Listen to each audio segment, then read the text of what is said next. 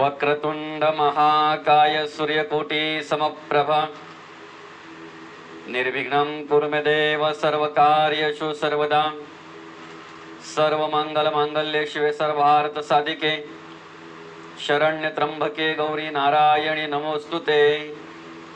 जय जय रघुवीर समर्थ। पांडुरंग परमात्म्याच्या चरणी नतमस्तक होऊन श्री गणेशाला वंदन करून सर्व संतांच्या चरणी नतमस्तक होऊन श्री सद्गुरु चरणी शिरसाष्टांग नमस्कार घालून आजच्या या सेवेच्या 197व्या भागाला आपण सुरुवात करत आहोत। आतापर्यंत आपण 196 भाग श्रवण केलेले आहेत आणि आजचा जो भाग आहे तो भाग क्रमांक 197। आपण विवरण घेत आहोत दासबोधातील पहिल्या दशकातील पहिल्या समासावर आणि या पहिल्या समासावर विवरण घेत असताना ओवी क्रमांक 37 ऐसियाची फलश्रुती श्रवणे चुके अधोगती मनासो होय विश्रांती समाधान या ओवीवर आपण विवरण घेत आहोत, चिंतन करत आहोत। आपण भाग क्रमांक 185 आणि भाग क्रमांक 186 मध्ये ऐसियाची फलश्रुती या चरणावर चिंतन केलं। आज आपण पुढच्या चरणावर चिंतन करणार आहोत। या ओवीतील ऐसियाची फलश्रुती श्रवणे चुके अधोगती मनास होय विश्रांती समाधान। समर्थ म्हणतात श्रवणे चुके अधोगती। या चरणातलं श्रवण महत्वाचं आहे, कारण आपला प्रश्न पण तसाच आहे, श्रवण केल्याने प्राप्त काय आहे। आपण जर त्या पद्धतीचा प्रश्न जर विचारलेला आहे, श्रवण केल्याने प्राप्त काय आहे, तर तशाच पद्धतीचं उत्तर संतांनी आपल्याला दिलेलं आहे, समर्थांनी आपल्याला दिलेलं आहे। श्रवणे चुके अधोगती। श्रवण जर केलं तर अधोगती चुकणार आहे, सद्गती प्राप्त होणार आहे, सद्गती मिळणार आहे, उत्तम गती प्राप्त होणार आहे। श्रवण जर केलं तर अधोगती चुकणार आहे आणि श्रवण जर चुकलं, श्रवण चुके, मग अधोगती ठेवलेली आहे। श्रवण जर चुकलं, श्रवण जर केलं नाही, श्रवण झालं नाही, तर मग कर्माचरणात बदल होणार नाही, आपल्या विचारांमध्ये बदल होणार नाही आणि त्यांच्यामध्ये बदल न झाल्यामुळे जी गती आहे ती चुकणार नाही। कर्माप्रमाणे आपल्याला जी पण गती असेल ती गती चुकणार नाही, म्हणून श्रवण महत्वाचं आहे। आपण बघितलंय की माणसाच्या मनामध्ये परिवर्तन घडतंय ऐकून, माणसाच्या विचारामध्ये परिवर्तन घडतंय ऐकून, माणसाचं वागणं बदलतंय ऐकून। म्हणजे कधीतरी त्या सासूबाई बोलतात की ज्या वेळेला नवीनच त्यांचं लग्न झालं त्यावेळेला माझी सून म्हणजे लक्ष्मी सारखी, घरामध्ये अगदी लक्ष्मी सारखी राहणार, शांत, पडेल ते काम करणार, कुठल्याही प्रकारचा आरडाओरडा नाही, द्वेष नाही, मत्सर नाही, तिरस्कार नाही, आनंदी आनंद। पण जेत पासून म्हणे ती शेजाऱ्यांकडे बसायला जायला लागली, चार चौघीमध्ये जायला लागली, बसायला लागली, त्यांचं ऐकायला लागली, त्यांचं ऐकून म्हणे माझी सून बिघडली। एखादा बोलतोय की माझा मुलगा म्हणजे देवासारखा, अगदी सरळ, कुठल्याही प्रकारचं व्यसन नाही, कुठल्याही प्रकारचा वाईट विचार नाही, कुठल्याही प्रकारची वाईट कर्म नाही, पण जिथून तो इतर पोरांच्यात जायला लागला ना त्यांचं ऐकून बिघडला। संत म्हणतात ऐकून बिघडलेली उदाहरणं आपल्याकडे अनेक आहेत. ऐकून बिघडलेले नमुने आपल्याकडे ऐकून आहेत, बरेच आहेत, भरपूर आहेत. त्याचप्रमाणे ऐकूनच मनुष्य घडला जातो. ऐकूनच मनुष्य घडला जातो. आणि ऐकून घडलेली माणसं, ऐकून घडलेले उदाहरण आज लाखो आपल्याला पाहायला मिळतात. जे श्रवण करायला लागले, जे कीर्तन श्रवण करायला लागले, जे प्रवचन श्रवण करायला लागले, जे संतांचं वाङ्मय श्रवण करायला लागले, जे नामस्मरण करायला लागले, जे उपासना करायला लागले, जे देवपूजा करायला लागले, त्यांच्या आचरणामध्ये परिवर्तन झालेलं आहे. त्यांच्या विचारामध्ये परिवर्तन झालेलं आहे. ते घडलेले आहेत, बिघडलेले नाही. बिघडलेले घेतले, घडलेले आहेत. आणि घडला जातो मनुष्य. ते घडवण्यासाठी काय करावं लागतंय? त्या दगडाचा जो ओबाड धोबाड भाग आहे ना, त्या दगडाकडचा जो अस्ताव्यस्त जो भाग आहे, जो निकामी आहे, जो कामाचा नाही आहे, तो काढला जातो. असा ओबाड धोबाड दगड ज्या वेळेला असतो त्याला घडवण्यासाठी, त्याच्यापासून काहीतरी चांगली वस्तू किंवा मूर्ती बनवण्यासाठी त्याचा जो वेगळ्या प्रकारचा भाग असतो तो टाकीने खपल्या काढल्या जातात त्याच्या. आणि मग एकदा तेवढा तो भाग काढला की मग सुंदर अशी सुबक मूर्ती त्याची निर्माण होते, किंवा चांगल्या प्रकारची कलाकृती त्याला दिली जाते. चांगल्या प्रकारचं काहीतरी एखादं वस्तू त्याच्यापासून निर्माण करतात. घडला जातो तो. पण तो घडवण्यासाठी ती प्रक्रिया करावी लागते. त्याचप्रमाणे या ठिकाणी श्रवणे चुके अधोगती असं मांडलेलं आहे. श्रवणे चुके अधोगती म्हणजे घडवायचं आहे, घडायचं आहे.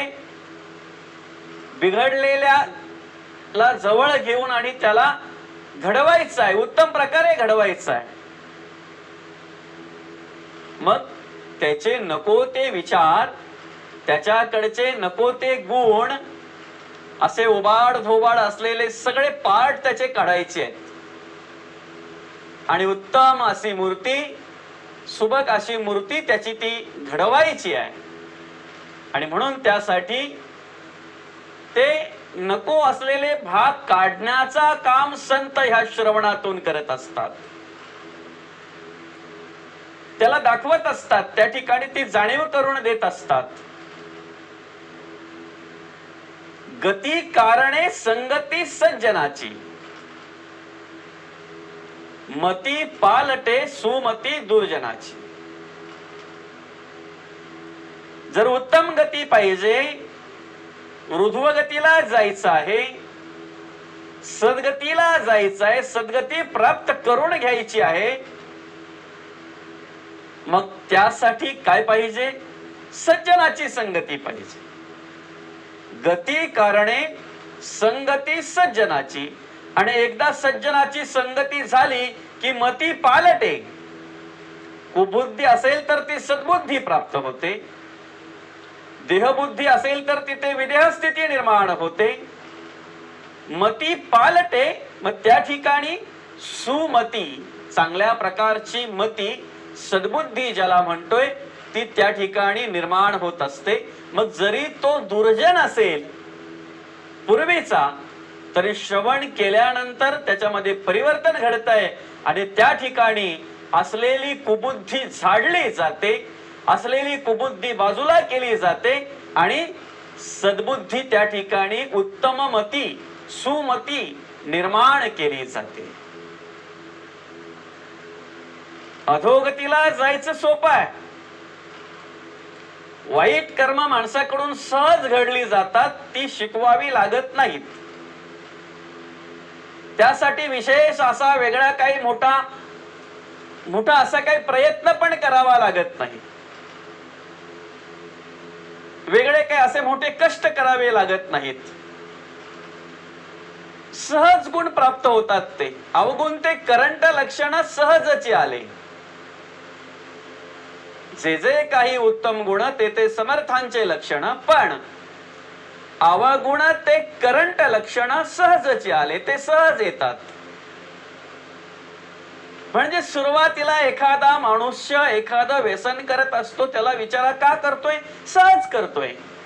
सहज सुरुवातीला सहज करणारा तो मनुष्य, सुरुवातीला ते सहज व्यसन करणारा तो मनुष्य नंतर एवढा व्यसनाहारी होतोय की त्याला तो सहज सुटत नाही. त्याला तो सहज सुटत नाही. त्यासाठी बऱ्याच प्रकारचे अनेक प्रकारचे प्रयत्न करावे लागतात. वाईट कर्म माणसाकडे सहज निर्माण होतात. वाईट विचार, वाईट वासना माणसाकडे सहज निर्माण होते. त्यासाठी वेगळं असं काही अट्टहास करावा लागत नाही, की वेगळे काही असे कष्ट करावे लागत नाहीत. प्रवाहाबरोबर जर आपल्याला जायचं आहे तर फक्त पाण्यामध्ये अंग सोडून द्यायचं, तो बरोबर प्रवाहाबरोबर वाहत जात असतो. पण प्रवाहाबरोबर वाहत जात असतो म्हणजे आपण खालच्या दिशेने चाललेलो आहोत. त्याला अधोगती म्हणतात. खालच्या दिशेने जाणे म्हणजे त्याला अधोगती म्हणतात. आणि मग त्या ठिकाणी संतांनी जाणीव करून दिली की अधोगतीला मनुष्य सहज जात असतो, फक्त पाण्यामध्ये अंग सैल लूज सोडून द्यायचं बस. काहीही हालचाल करायची नाही. ते विचार सहज येतात, ते घाणेरडे विचार सहज येतात, ते कार्य करून जातात. माणसाची श्री शिल्लक जी असेल, जी संचित असेल ती संपवतात. एक एक इंद्रिय माणसाचा ते निकामी करतात. भरपूर पाप गोळा झालं की तो मनुष्य स्वतःच स्वतःला प्रस्तावत असतो. अशा प्रकारे अधोगतीची कर्म माणसाकडे सहज घडली जातात. जसं पाण्यामध्ये प्रवाहाबरोबर मनुष्य सहज जातो, तसाच अधोगतीच्या कर्माकडे मनुष्य सहज वळला जातो. तो सहज वाहवत जातो. पण ऊर्ध्वगतीला जर जायचं आहे, प्रवाहाच्या विरुद्ध दिशेला जर जायचं आहे, तर त्यासाठी पोहायला शिकलं पाहिजे, प्रयत्न केले पाहिजेत, धार फोडता आली पाहिजे. वेगवेगळ्या प्रकारचे भोवरे आडवे येतील, ते पार करता आले पाहिजेत. अन्यथा पोहणाराची गुचक्या खातो तो दुसऱ्यास कैचा काढू पाहतो. म्हणून पोहणार असता बुडतयासी बुडू न द्यावे. या संसार रूपी भवसागरामध्ये अनेक प्रकारचे जलचर आहेत, अनेक प्रकारच्या लाटा आहेत, अनेक प्रकारचे भोवरे आहेत. ते सगळे आपल्याला पार करायचे आहेत. त्या जलचरांची ओळख समर्थांनी या दासबोधामध्ये करून दिलेली आहे.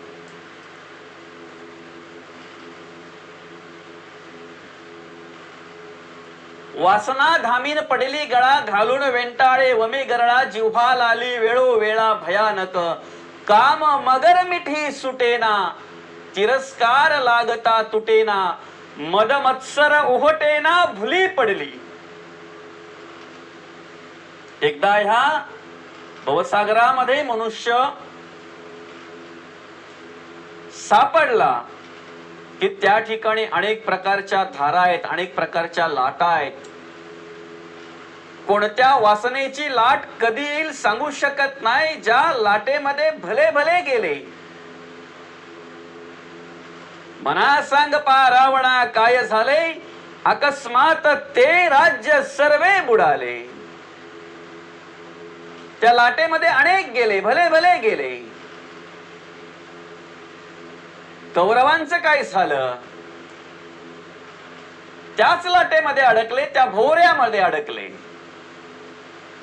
ह्या अशा प्रकारचे अभिमानाचे भोवरे, अहंकाराचे भोवरे, मायेचे भोवरे, लोभाचे भोवरे, कामाचे भोवरे, क्रोधाचे भोवरे, असे अनेक प्रकारचे भोवरे आहेत त्या पाण्यामध्ये, त्या भवसागरामध्ये.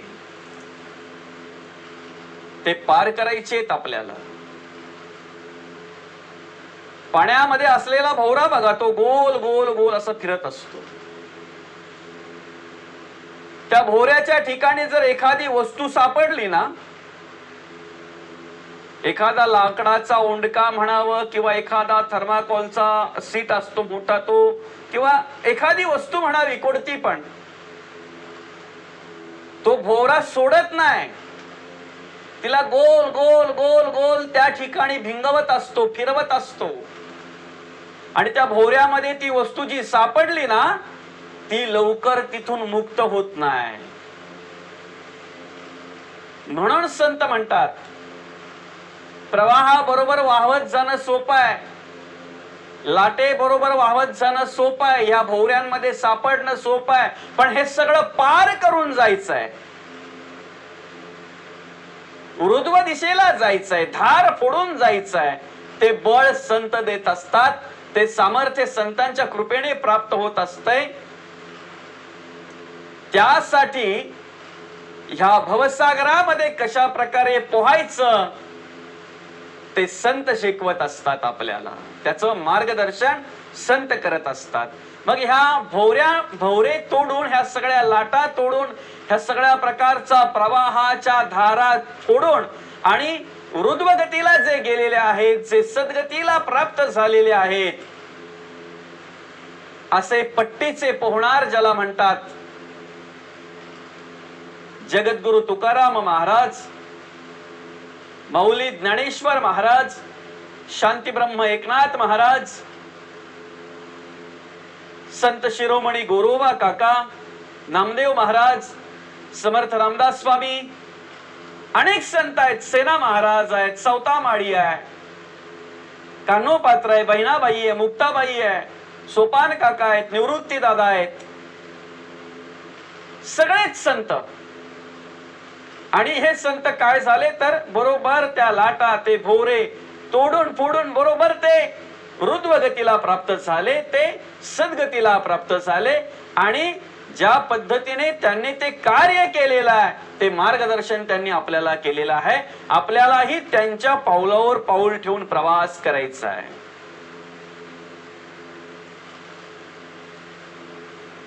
वरून एखादी वस्तू जर खाली पडायची आहे ना, ती सहज पडली जाते. एखादी वस्तू वरून खाली सहज पडली जाते, पण ती पडलेली वस्तू वर जर चढवायची आहे, फेकायची आहे, न्यायची आहे, जेथ पासून ती आलेली आहे तिथपर्यंत जर तिला पोहोचवायची आहे, तर त्याला बळ पाहिजे. वरून येणारी वस्तू गुरुत्वाकर्षणाने सहज खाली येते. तसंच माणसाची अवस्था आहे, त्या विषयांकडे सुद्धा गुरुत्वाकर्षण आहे, त्या वासनेकडे सुद्धा गुरुत्वाकर्षण आहे. ते आकर्षित झालं जातंय बरोबर मनुष्य त्या ठिकाणी, त्या वासनेकडे आकर्षित झाला जातो, त्या विषयांकडे मनुष्य बरोबर आकर्षित झाला जातो, त्या वाईट विचारांकडे मनुष्य आकर्षित झाला जातो. मनाचं मनोरंजन जिथे असेल ना, तिथे आकर्षित झाला जातो. पण मग त्याला ऊर्ध्व गतीला जर न्यायचंय तर बळ आहे, म्हणजे त्याला सांगावं लागतंय, बाबा रे, गावामध्ये सप्ताह चालू आहे, त्या ठिकाणी कीर्तन श्रवणाला जा, चांगले विचार ऐकायला मिळतील. शेजारी प्रवचन आहे, ते प्रवचन श्रवण करायला जा, चांगले विचार ऐकायला मिळतील. बळ आहे, सामर्थ्य द्यावं लागतंय, ते विचार त्या ठिकाणी निर्माण करावे लागतात, ते मार्गदर्शन करावं लागतंय. अमुक ठिकाणी निरूपण चालू आहे, त्या ठिकाणी श्रवणाला जा, देवाचं भजन कर, पूजन कर, नामस्मरण कर, उपासना कर, देवपूजा कर, हे सांगावं लागतंय, हे मार्गदर्शन करावं लागतंय. आणि त्या ठिकाणी नुसतं मार्गदर्शन करावं लागत नाही, नुसतं सांगावं लागत नाही, तर ते बळही, ते सामर्थ्यही उभं करावं लागतंय, तेव्हा ते वर चढलं जातं. तेव्हा ती ऊर्ध्वगती प्राप्त होते, तेव्हा ती सद्गती प्राप्त होते. म्हणून या ठिकाणी संतांनी सांगितलेलं आहे, वरून पडणारी वस्तू ती सहज पडली जाते. गुरुत्वाकर्षणामुळे ती आकर्षित होते, ती अगदी वेगाने खाली येते, अतिशय वेगाने खाली येत असते ती. आणि खाली येण्याचा वेग खूप असतो. गेली कित्येक वर्षे परमार्थ केलेला मनुष्य सुद्धा जर वासनेकडे आकर्षित झाला, जर विषयांकडे आकर्षित झाला, तर त्याला कित्येक वर्ष वर चढायला लागलेली आहेत, पण खाली उतरायला मात्र काही क्षणातच तो खाली पडू शकतो. विचाराने खाली येऊ शकतो, खालच्या दर्जाचे विचार त्याच्याकडे निर्माण होऊ शकतात, कर्माने खाली येऊ शकतो, गतीने खाली येऊ शकतो. अशा खालच्या विचाराचे कर्म सहज माणसाकडे निर्माण होतात आणि आकर्षितपणा त्यांच्याकडे जास्त असतो. संतांच्या आयुष्यामध्ये सुद्धा असे अनेक प्रसंग आले. आपण जर त्यांच्या चरित्राचा अभ्यास केला तर असे कितीतरी प्रसंग त्यांच्या भोवती आलेले आहेत. एखादी वासना, एखादी कामना, एखादा प्रकारचा लोभ, पण कुठल्याही प्रकारे त्या ठिकाणी ते आकर्षित झाले नाहीत. मग त्यांनी काय केलं? त्या ठिकाणी जाणीवेने देवाचं नामस्मरण केलं, उपासना केली, देवाची भक्ती केली, परमार्थ केला आणि देवाचं स्मरण केलं. त्या ठिकाणी परमार्थच घडला, सामर्थ्य निर्माण झालं, भक्तीच घडली, बळ मिळालं, सामर्थ्य मिळालं आणि उत्तम प्रकारची कर्म त्या ठिकाणी निर्माण झाली. ही जाणीव समर्थांनी करून दिलेली आहे. श्रवणे चुके अधोगती. आपण बोलताना सहज बोलतोय बघा, श्रवणे चुके अधोगती, पण ती अधोगती चुकवण्यासाठी नुसता विचार जरी केला ना, नुसता विचार, अधोगती चुकविण्यासाठी माणसाला काय करावं लागतं? अधोगतीला प्राप्त सहज होतो मनुष्य. त्यासाठी काय वेगळ्या प्रकारचं असं सत्यनारायण घालावं लागत नाही. मुलाने वाईट कर्म करावीत म्हणून बापाने सत्यनारायण घातलंय काही नाही. तो उलट तो सुधरावा, चांगला वर्तावा, चांगलं वागावा म्हणून देवाला सांगतोय, देवा तो सुधरू दे, तो चांगला वागू दे, मी सत्यनारायण घालीन. चांगला वागावा, चांगली कर्म निर्माण व्हावी, चांगल्या प्रकारे त्याने राहावं म्हणून त्या ठिकाणी ते वडील नवस करतात, देवा सुधरू दे हा. पण वाईट कर्म करण्यासाठी त्या ठिकाणी काही वेगळ्या प्रकारे काही प्रयत्न करावे लागलेत नाहीत, नवस सायास करावं लागलं नाही. म्हणजे अधोगतीची कर्म माणसाकडे सहज निर्माण होतात, सहज निर्माण झाली जातात. पण उत्तम गतीची कर्म ही निर्माण करावी लागतात, त्यासाठी मार्गदर्शन करावं लागतंय. म्हणून गती कारणे संगती सज्जनाची. आज श्रवण संतांच्या कृपेने प्राप्त झालेला आहे. कीर्तन श्रवणाची आवड पिंडामध्ये निर्माण झालेली आहे, प्रवचन श्रवणाची आवड पिंडामध्ये निर्माण झालेली आहे, निरूपण श्रवणाची आवड पिंडामध्ये निर्माण झालेली आहे. मग ही आवड अजून आपण निर्माण करायची आहे. त्या ठिकाणी निष्ठा वाढवायची आहे, निष्ठेने ते कार्य करायचे आहे, श्रद्धेने कार्य करायचं आहे, अंधश्रद्धेने नाही, श्रद्धेने कार्य करायचं आहे. मग अखंड आणि अखंड संतांचा संघ हवा आहे. तो संघ जरा जरी बाजूला झाला ना, त्या संघापासून मनुष्य जरा जरी बाजूला झाला तरी कितीही उच्च लेवलला गेलेला परमार्थामध्ये उच्च प्रतीची कर्म करत असलेला मनुष्य, उच्च प्रतीचा परमार्थ करत असलेला मनुष्य, उच्च प्रतीची भक्ती आणि उच्च प्रतीचे गुण त्याच्याकडे असलेले पण एकदा ती वासना आली, एकदा ते विषय आले आणि तिकडे जर तो आकर्षित झाला तर अशी उदाहरणं आपण बघितलेली आहेत.